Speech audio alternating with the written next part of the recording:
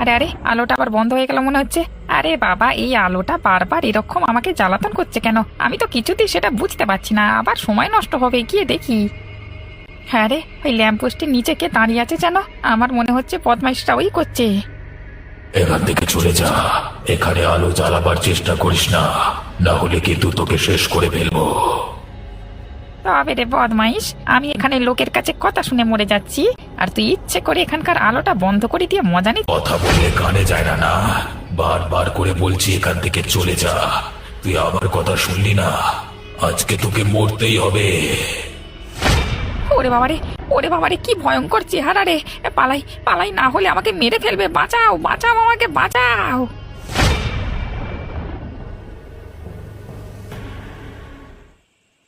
আজকে বুড়ির একটা মুরগি চুরি করে নিয়ে চলে যাব। বেটা বুড়ি খুব উড়ে বেড়াচ্ছিল, শুধু আমার সাথে ঝগড়া করত। আজকে সুযোগ পেয়েছি, দেখাবো মজা।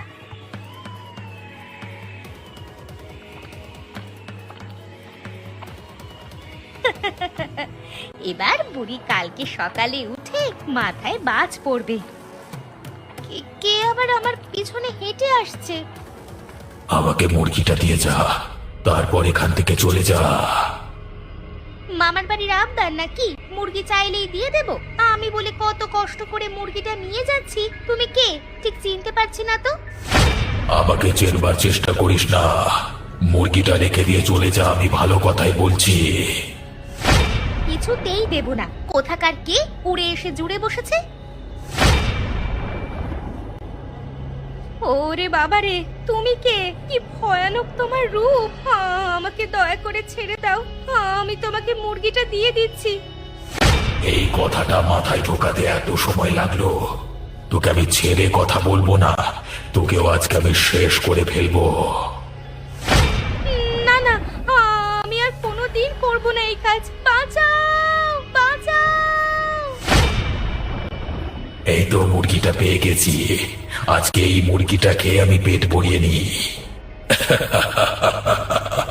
এখানকার সব পশু পাখি মানুষ এখন থেকে আমার, সবাইকে আমি একে একে শেষ করব।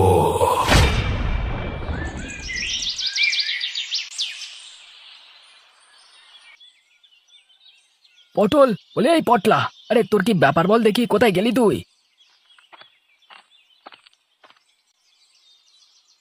নাসির দাদা, তুমি এসেছো? দাদা, আজকে আমি তোমার কাছেই যেতাম। দেখ পটল, অজুহাত দেখাস না বেশি। আমি তোকে বলেছিলাম রাস্তার আলোটা বাগিয়ে রাখতে। কালকে রাতে হোটেল থেকে বের হওয়ার সময় দেখলাম সেটা এখনো বন্ধ হয়ে পড়ে আছে। গ্রামের প্রতি তোর কি কোনো দায়িত্ববোধ নেই? না দাদা, তুমি আমাকে ভুল ভাবছো। আমি কালকে গিয়েছিলাম আলোটা বাগাতে, কিন্তু কালকে রাতে এক কাণ্ড ঘটলো। কি কাণ্ড? ব্যাপার কি হয়েছে বল আমাকে।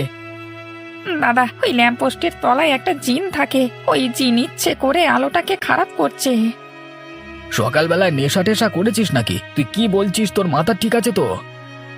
বিশ্বাস করো দাদা, আমি একটুও মিথ্যে কথা বলছি না। কালকে রাতে আলোটা বাগিয়ে আমি যখন ফিরে আসছিলাম, হঠাৎ করে একটা জিন আমার পেছনে হেঁটে আসছিল। আমাকে ভয় দেখিয়ে সেখান থেকে তাড়িয়ে দিল, আর একটু হলে আমাকে মেরে ফেলতো।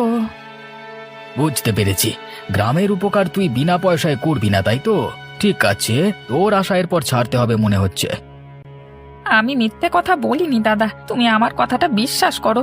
দরকার হলে তুমি আজকে রাতে গিয়ে দেখে নিও একবার। ওরে গাধা, আমি তো প্রত্যেক রাতেই ওই রাস্তা দিয়ে ফিরি। কিছু থাকলে আমি দেখতে পেতাম না? যত সব। আমি জানি কেউ আমার কথা বিশ্বাস করবে না। আমি আর কোনে যাচ্ছি না, কি দরকার?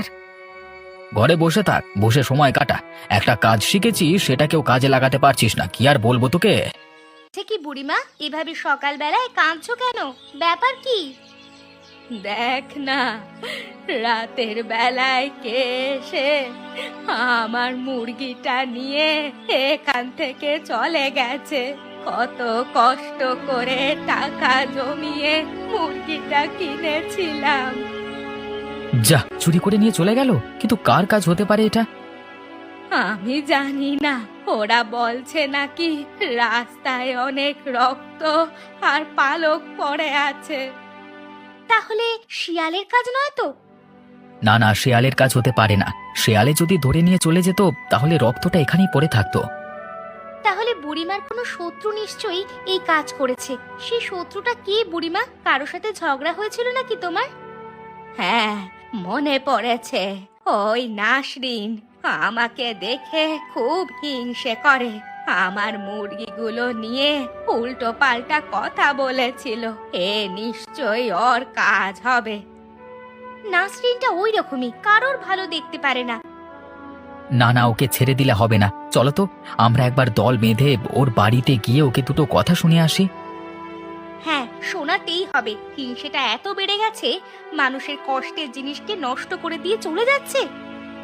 কিন্তু ও কি সে কথা মানবে রে মা? আমার তো মনে হয় না। চাপ দিয়ে সত্যি কথাটা বের করতে হবে মুখ থেকে, তাছাড়া আর কোনো উপায় নেই। চলো চলো, দেরি করে লাভ নেই। তো কি ব্যাপার, কি দরকার ছিল? কি দরকার ছিল সেটা কি ভুলে গেছো? টাকা ধার নেওয়ার সময় তো ভুলে যাও না। আপনি কি বলতে চাইছেন জলদি করে বলুন। এখানে দাঁড়িয়ে আপনার সঙ্গে ফালতু বকবার আমার সময় নেই রে। সেদিনের কথা কি মনে পড়ে, যেদিন তুমি এসে আমার পায়ে ধরেছিলে কটা টাকা পাওয়ার জন্য? পায়ে তো ধরিনি, আমি শুধু অনুরোধ করেছিলাম। এই জন্যই বলে অসৎ মানুষকে বিপদের সময় অন্তত টাকা পয়সা দিয়ে সাহায্য করতে নেই। সে টাকা পয়সা আসবে কি আসবে না তার সন্দেহ। অসৎ মানুষ কি আপনি আমাকে বলছেন? হ্যাঁ, যে দরকারের সময় টাকা নিয়ে টাকা মেরে দেয় তাকে অসৎ মানুষ ছাড়া আর কি বলবো।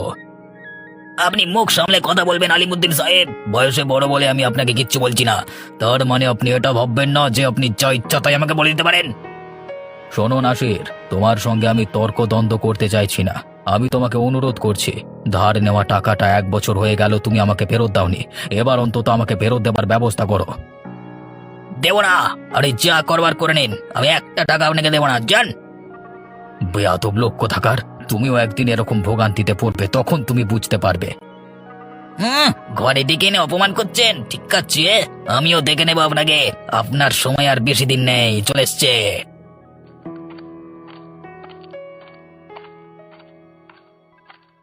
তোমার সাথে কিছু কথা বলতে এসেছি ভাবি। তোমরা সবাই কালকে এসো। আমার শরীরটা আজকে ভালো নেই তেমন, একটু বিশ্রাম নিতে হবে আমাকে। ভাবি, তুমি কি শুরু করেছো বলো তো? এই বৃদ্ধা মানুষটা তোমার কি ক্ষতি করেছে? কি হয়েছে বলো তো তোমাদের? তোমরা এভাবে খ্যাপা শিয়ালের মতো আমার ঘরে চলে এসেছো কেন? আমাকে মারবে নাকি? তুমি যে কাজটা করেছো ঠিক করেছো কি?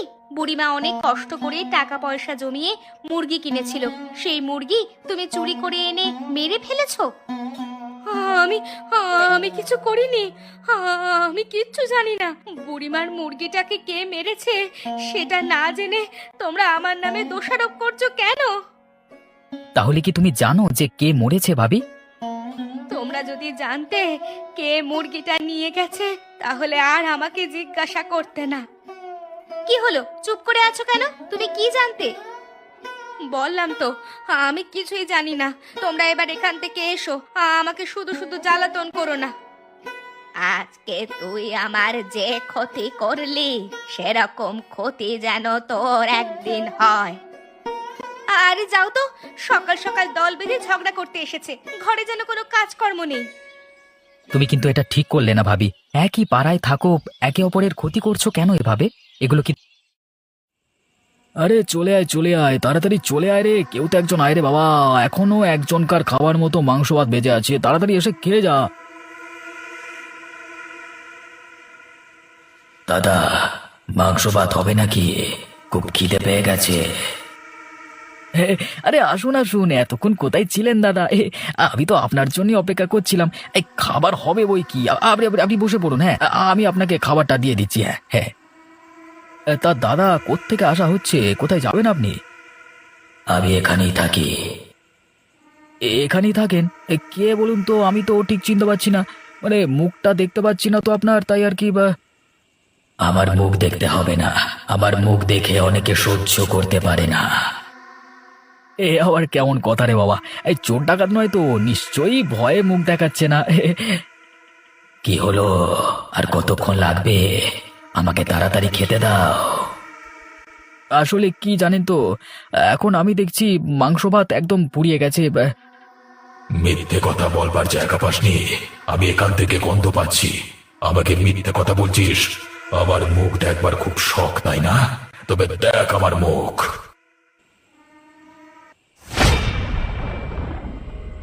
ওরে বাবারে, ওরে বাবারে, মরে গেলাম রে! আমাকে কেউ বাঁচাও, মেরে ফেললো জিনে! আজকে তোকে শেষ করে আমি আমার পেটের খিদে মেটাবো। আয় তোর ঘর মটকাই।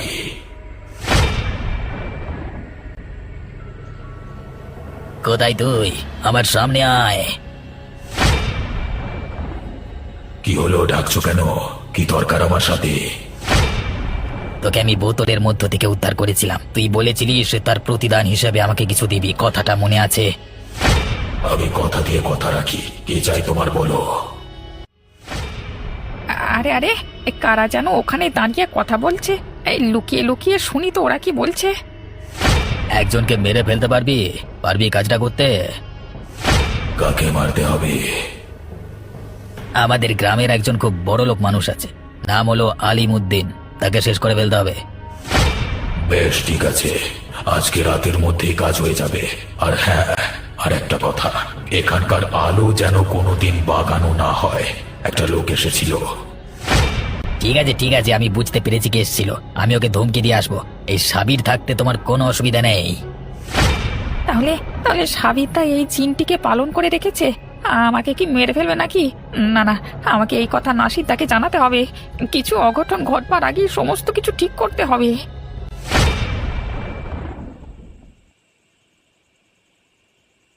বাবু, দয়া করে একবার দরজাটা খুলুন, আপনার সাথে খুব দরকার ছিল বাবু। কি ব্যাপার নাসরিন, তুমি এত রাতে এখানে কি করছো? কি হয়েছে তোমার? বাবু, বাবু আপনাকে একটা খুব গুরুত্বপূর্ণ কথা জানাতে এলাম। খুব ভয়ানক ব্যাপার বাবু। কি কথা সেটা বলো। বাবু, আমাদের গ্রামে জিন ঘোরাফেরা করছে রাত্রিবেলায়। কেউ কোনো কিছু নিয়ে গেলে তার পিছু পিছু চলে জিনটা, তারপর সুযোগ পেলে তাকে মেরে ফেলে। কি বলছো কি তুমি, সত্যি নাকি? বাবু, আমি যে নিজের চোখে সেই জিনকে দেখেছি। এখন আপনি যদি কিছু না করেন তাহলে বাবু। তাহলে কি হবে? তোর বাবু আর তো বাঁচবে না। তাহলে তোদেরকে কে বাঁচাবে? ওরে বাবা রে! বাবু, বাবু ওই দেখুন সেই জিন। বাবু, বাবু এখন কিছু একটা করুন। এসেছিলাম একজনকে মারতে, এখন দেখছি দুজন একসাথেই আছে। দুজনকে মেরে আমি তারপর এখান থেকে যাব। তুই কে? এখানে কিভাবে এলি? কে তুই? বল, কে তুই?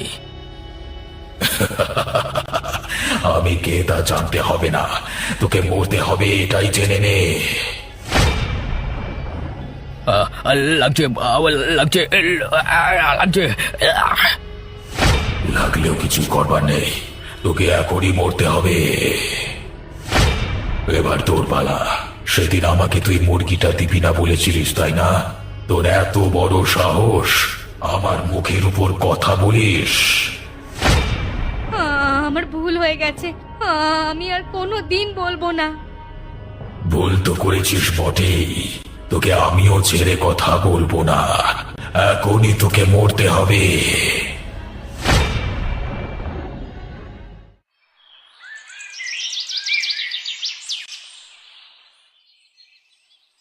তুমি তুমি বিশ্বাস করো না সিদ্ধা, আমি ঠিক এখানেই ওই জিনের সাথে সাবিরকে কথা বলতে শুনেছিলাম।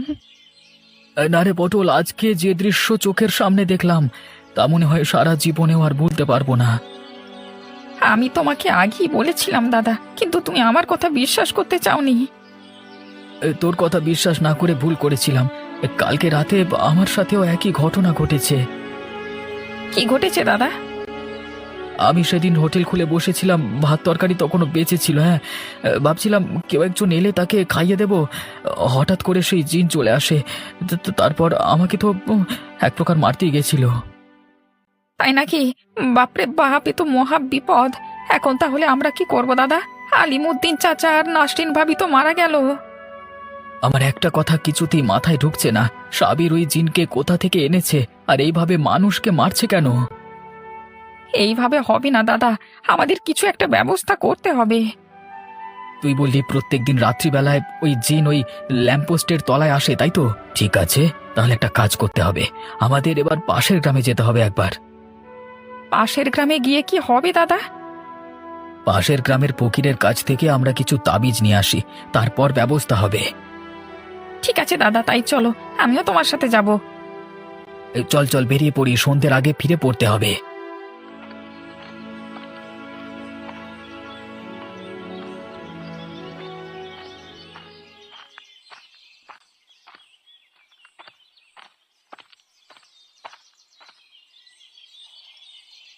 বুড়িমা, কিছু শুনলে বুড়িমা?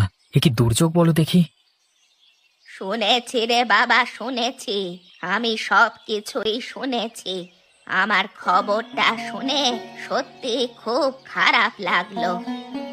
কি অবস্থা বলো দেখি, একেবারে দুজনকে রাতারাতি খুন করলো কে? কি জানি বাবা, কার ওদের ওপর আক্রোশ ছিল কে জানে। মেয়েটার এরকম অবস্থা যে হবে আমি তা স্বপ্নেও ভাবতে পারিনি। সত্যি আমার খুব কষ্ট হচ্ছে। যতই ভুল করে থাকুক না কেন, এভাবে প্রাণ যাওয়াটা ভালো কথা নয়। মৃতদেহটা দেখলে তোমার মাথা ঘুরে যাবে বুড়িমা। ধর থেকে মাথাটা একেবারে উপড়ে নিয়েছে। আমার তো দেখি অজ্ঞান হয়ে যাবার জোগাড়। আমাদের গ্রামে এরকম খুন এই প্রথম দেখলাম। যারা এ কাজ করেছে তারা যেন অবশ্যই শাস্তি পায়। হ্যাঁ বুড়িমা, যে এই পাপ কাজ করেছে সে শাস্তির হাত থেকে বাঁচতে পারবে না।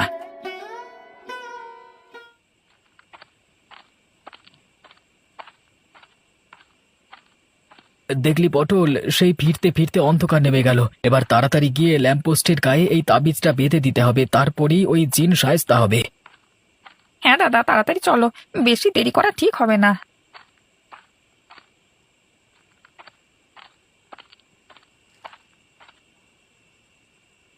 এবার তাবিজটা এখানে বেঁধে দিই। তোরা দুজন এখানে কি চাস? এখানে কি করতে এসেছিস? ভুলেও এই আলো জ্বালাবার চেষ্টা করবি না। তুই এখান থেকে চলে যা, তুই আমাদের ক্ষতি করিস না। আমরা তো তোর কোনো ক্ষতি করিনি। আমি তো ইচ্ছে করে কারোর ক্ষতি করতে চাইনি। আমাকে যদি কেউ জ্বালাতো না করে তাহলে আমি কারোর ক্ষতি করি না। তাহলে তুই আলিমউদ্দিন আর নাসরিনকে মারলি কেন? আলিমউদ্দিনকে মারতে আমাকে সাবির বলেছিল, আর সেখানে নাসরিন গিয়েছিল। তাই জন্য আমি দুজনকে শেষ করে ফেলেছি। এইভাবে মানুষগুলোকে হত্যা করে তুমি কি পেলে? আমি কিছুই পাইনি। সাবির আমাকে বন্দি অবস্থা থেকে মুক্ত করেছিল, তাই জন্য সাবিরের কথা আমি ফেলতে পারবো না। সাবির একটা জঘন্য লোক, তোমার বোধহয় জানা নেই। ও নিজের স্বার্থের জন্য সবকিছু পারে। একদম ঠিক কথা। আমার বিশ্বাস আলিমউদ্দিনের কাছে টাকা ধার নিয়েছিল সাবির, সেই টাকার ফেরত দিতে চায়নি। সেই কারণে আলিমউদ্দিন হয়তো চাপ দিয়েছে। আর সেই কারণেই তোমাকে দিয়ে আলিমউদ্দিনকে মারা করিয়েছে। তাই নাকি? সাবির আমাকে দিয়ে এই কাজ করিয়েছে? তাহলে সাবিরকেও আমি ছেড়ে কথা বলবো না। ওর নিজের স্বার্থের জন্য আমাকে ব্যবহার করেছে। হ্যাঁ, তাছাড়া আর কিছুই না। ওই সাবির ওর শত্রুদের সবাইকে একে একে মারবে, আর সেটা আবার তোমার সাহায্য নিয়ে। বুঝতে পেরেছি। তাহলে সাবিরকে আর বাঁচতে দেওয়া যায় না। কোথায় সাবির? কোথায় গেলি তুই? তাড়াতাড়ি বের হয়ে আয়।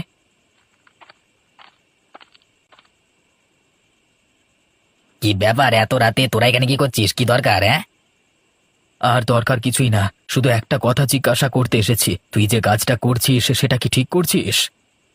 কোন কাজের কথা বলছিস? আলিমউদ্দিন এবং নাসরিনকে তুই যে খুন করিয়েছিস সেটা আমরা জানি। এই পটল নিজের কানে সবকিছু শুনেছে। তোরা কি আমাকে হুমকি দিতে এসেছিস? তোরা কি প্রমাণ করতে পারবি যে আমি কাজ করেছি?